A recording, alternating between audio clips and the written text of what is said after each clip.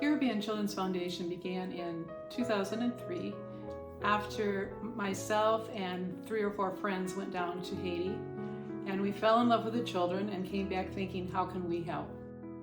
I first heard about CCF directly from Nora when she was considering forming CCF back in the beginning.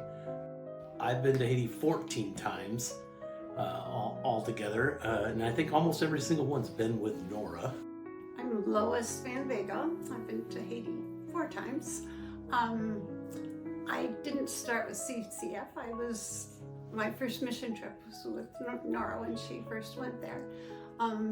So our church became very involved with Haiti, and then the more time I spent with her, the more I was interested in doing this.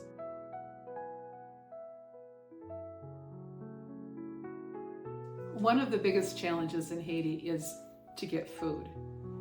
The gangs have cut off the roads where trucks normally would come with supplies such as gas, food, water, all those things. So it's very difficult for them to get what they need to live daily.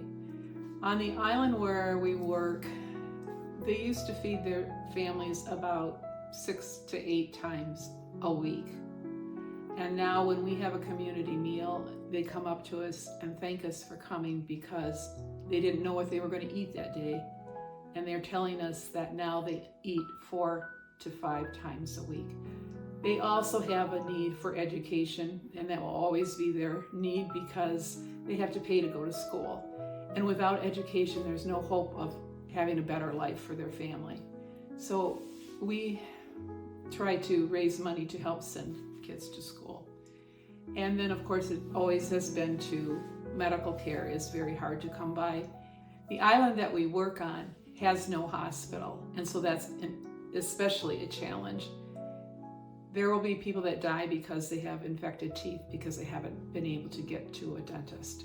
Or there will be babies born on the ocean as they're trying to get to the mainland to get to a hospital. There's so many things like that they just suffer in silence because they don't have a choice. They may not even have enough money to take the boat to get to the mainland, to get to the hospital. I didn't really know what to expect. I had been on a mission trip to Belize, and I thought it was going to be similar to that, but it turned out very different. The poverty was just incredible. Driving from the airport to Lakai was really difficult to see. I mean, and just, seeing how people live.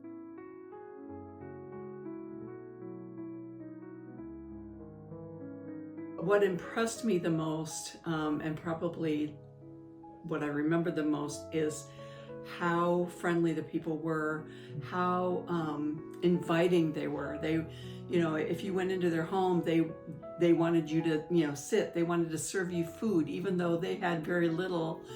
They wanted to share something of what they had, and that was just really impactful to me. How much they cared about us being there. We find that the Haitian people are very eager to learn about Jesus and to hear the gospel. The challenge for them is to understand that when you have Jesus in your heart, you don't need to do anything to make it possible for you to be saved.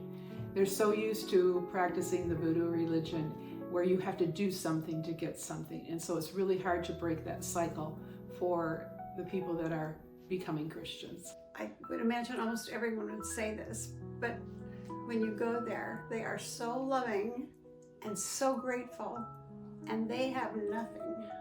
And I can find several things to complain about in my own life every day. They were praising God for everything.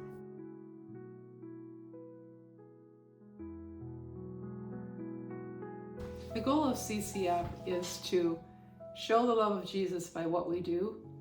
And when we do that, they will have a desire to come to know Jesus. We hope that we can be God's hands and feet as we're there, whether it's for medical care or feeding people, just to show the love of Jesus in what we do and how we do it. CCF does so many amazing things, and I can tell you firsthand, I've seen the impact that it makes on people's lives, Haitian lives. I've seen what it does. I know how respectful and good stewards they are of the money, and they try to do as much as they can, and it just really changes lives. Donations go a long way in helping all ages, from really little kids on up to adults, in terms of making sure that they have food to eat, that they have a place to, a roof over their head, and that they are educated, that they get some education to improve their lives. Every little cent means a lot more there than it does here, for one thing. And there's so many needs. And if you visit, you can see how quickly this is like a wave that expands in a big ocean. It just keeps going further and further. A little bit of money goes a long way to help people. Together we can spread the love of Jesus for people who desperately need him.